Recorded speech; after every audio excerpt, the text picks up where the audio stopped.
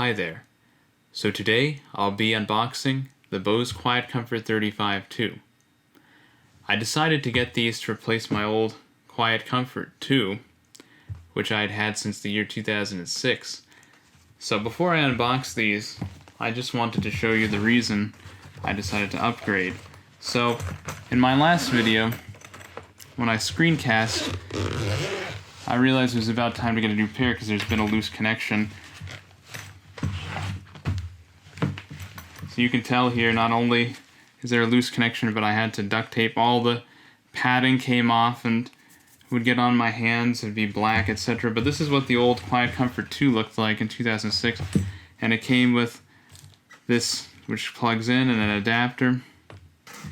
And Bluetooth was around back then, but it wasn't integrated into these headphones. So I'm looking forward to having some Bluetooth connectivity in these new ones. Alright, so that's what we're replacing. Now in 2006, the QuietComfort 2 cost, I think, $300, maybe a little over. And these were on Amazon recently on sale for $279.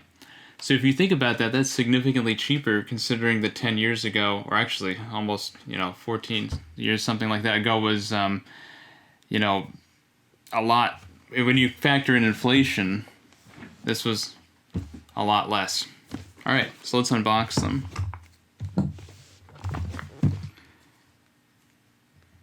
Got my handy little Swiss Army Mini. That should do it.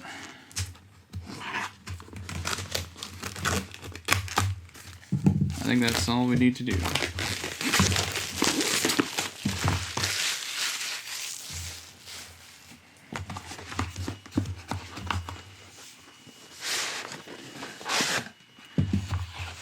Alright, on the back it says, premium sound, world-class noise cancellation, noise-rejecting mic array for clear calls, voice control with Google Assistant and Amazon Alexa where available, Bose AR enabled, and Bose Connect app. And as you guys know, I usually, on my screencasts, I've been using my Yeti, but I may try to use my Bose at some point if it has a mic integrated. We'll see how it sounds. And it's made for the iPhone, iPad, iPod, Alexa's built-in, Bluetooth, Android, Google Assistant. Not bad. Alright. Alright, so Bose. So we've got to download the Bose Connect app for setup. Okay, so I'll have to do, looks like we'll have to be doing some more screencasting here. And slide the power button so the app can find your headphones, obviously with Bluetooth. Alright, so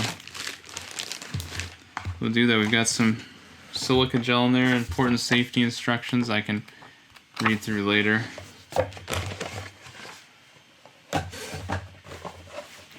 Now here's the biggest difference so far that I'm noticing is the size of the case is significantly, it's changed. It's a little bit taller, it's a little bit narrower. Alright, let's take a look. Gotta start carrying a bag back here for trash. Oh, wow, okay. It's got a little back pocket maybe for putting information or something. That's interesting. Alright, okay, so the design you can tell has changed quite a bit.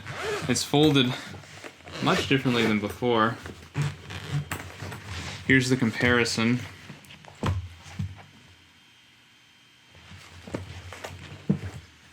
Alright. These little foam bits here. Looks like it's just a tag showing you how to fold the headphones. So we've got what I'm assuming is just a plain 3.5 millimeter auxiliary cable here.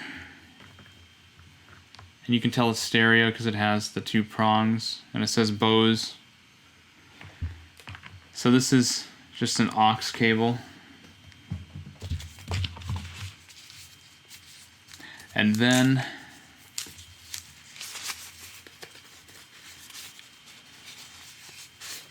a USB cable. So this is a micro USB, and I'm assuming this is what you would use to charge the headphones. So that's interesting then. If that's the case, you might have to charge these instead of using them with a battery. Like the QuietComfort II, you used to have to use a AAA. And in fact, there was a battery compartment that's not here anymore. Oh, so here's another change too. This is just a plain end aux, whereas before it was a really big, connector. And before on the QuietComfort 2, it had 2 levels, high and low, which you would use to switch between high fidelity and low fidelity. So low fidelity was if you were on an airplane, and high fidelity was just if you're listening on any other hi-fi system, CD player, iPod, etc. And it doesn't make a difference. It did make a bit of a difference. Like if you're on a plane, you wouldn't want the hi-fi just because of the frequency. So like when I did use those for flying, I would put it on low. Yeah, and they did a great job. Those QuietComfort 2s did a really good job of blocking out airplane rumble and also train rumble if I was on the train. So I'm hoping these will be even better since they're more advanced. So it looks like the aux cable goes right in here. So if you don't want to use Bluetooth, you can still, for instance, if I was using the Yeti. And I got these in silver so it would match. So let's see how the fit is. It looks nice. It looks like the rubber is great, and the top is more of a suede, not a rubber. That's nice. I like that. That way it won't wear down as quickly as it used to. Okay. It's like we have some buttons on the side. Volume up and down. Oh, that's a nice touch because before you just had to control it on your device. Now I can control it on the headphones. So if I'm, say, sleeping in bed or sitting in bed listening to something, and the phone's over there and I don't want to reach for the phone, I can control it from the headset. Or if I'm connected by Bluetooth, right? Maybe I don't want to get up. And it has a charging symbol here and also a Bluetooth symbol. And that's where you're going to put the micro USB to connect it to charge. I will say this is rather a short leash, so to speak. I do have a USB extender. I don't know, maybe they figure most people are charging it on their computer or close by, but I don't know about you guys, but when I charge my phone at night, it's not this close.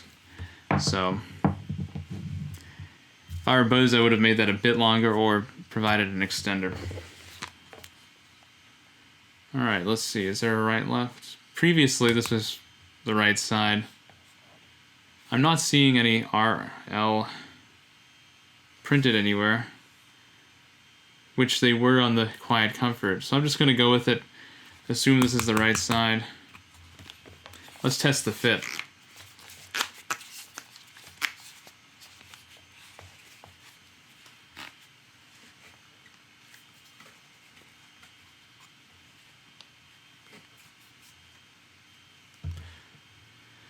Yeah, the fit's good. I don't even have these on, and already it's gotten much quieter. I will say too, this is a rather short leash than in the QuietComfort 2. Probably half of the length. But I think that's playing into the design that this is intended to be used as a Bluetooth device primarily and secondarily as an aux device, whereas this was primarily an aux device and Bluetooth was nearly non-existent.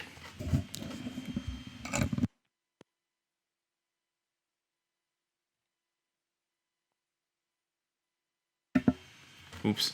No, it plugs in just fine. Sorry, I muted myself for a second there. So this will be good to use for a future screencast. And to tell you the truth, I can't hear very much. This is good and it's comfortable. Comfortable on my head. And the weight isn't bad. It's it might be a little heavier than the previous model. Let's compare it weight-wise. Right. Now I do feel like this was a little lighter. The QuietComfort 2s were a little lighter. And not only that, I can hear quite a bit more. Just with the headphones on, for instance, it blocks less noise. So even though that's not turned on, it's already blocking more noise just from the design. Very interesting.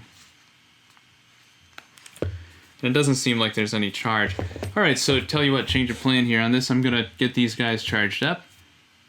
Then I'll come back, finish the review, and we'll see how things go.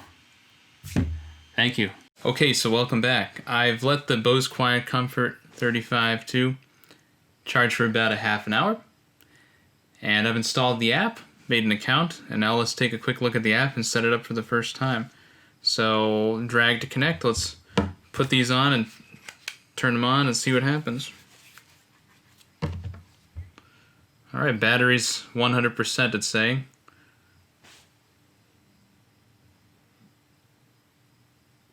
QuietComfort, that's fine. The buttons are easy to reach with your thumbs. There's the action button. Alright, it's just kind of showing you how things are set up. Product tour, noise cancellation, okay.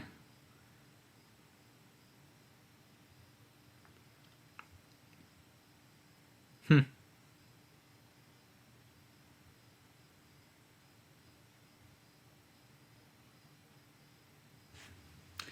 don't really want to set up either of those. Not yet, later. It's updating. Alright, so it looks like there's a music share. You can share it between headphones. That's kind of cool.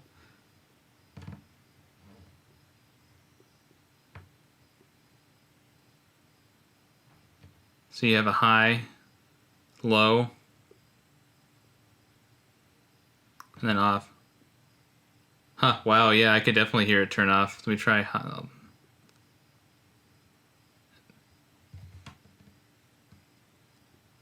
Yeah, it's like a little more of a pressure, like when you go up in an airplane or something, it's a little more pressurized.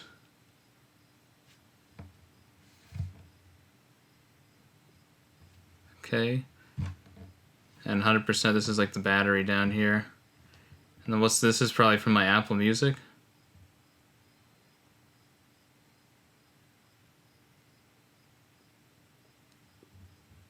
Cool. Settings.